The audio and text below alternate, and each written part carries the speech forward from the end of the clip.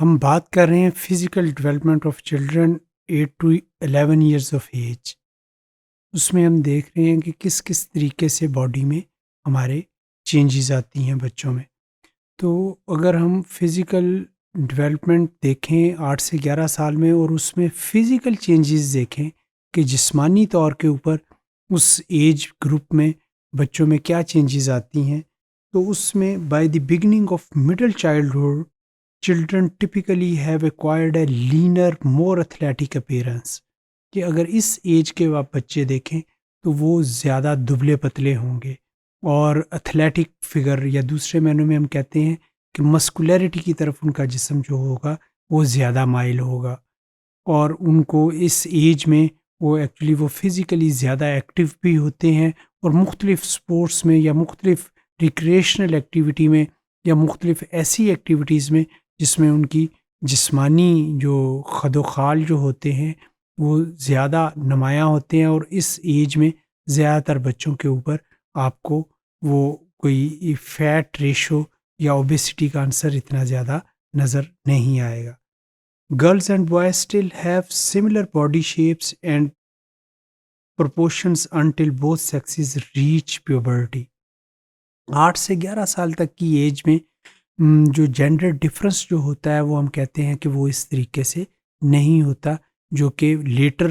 Stages میں آ کے age میں جو ڈیولپ ہوتا ہے۔ تو بلوغت سے پہلے کا یہ وہ والا پیریڈ ہے جس میں کہ دونوں میل اور فیمیل باڈیز جو ہوتی ہیں وہ ایک جیسی ان کی پرپورشن ہے، یا دوسرے معنوں میں ایک جیسی ڈیولپمنٹ ہو رہی ہوتی ہے، یا ان میں فزیکل چینجز اس اعتبار سے نہیں آ رہی ہوتی جو کہ لیٹر ایجز میں جا کے ڈیولپ ہوتی ہیں۔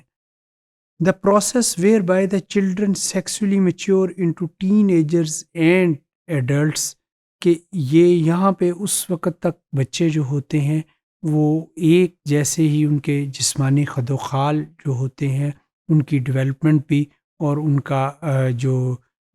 نشو و نما کا پیٹرن ہے وہ سیم ہوتا ہے، جو کہ 8 سے 11 سال تک کی ایج میں، انٹل جب تک کہ دونوں جینڈرز جو ہیں میل اور فیمیل سیکسولی میچیور نہیں ہوتے۔ سو آفٹر پیوبرٹی اگر ہم دیکھیں کہ بلوغت میں جیسے ہی وہ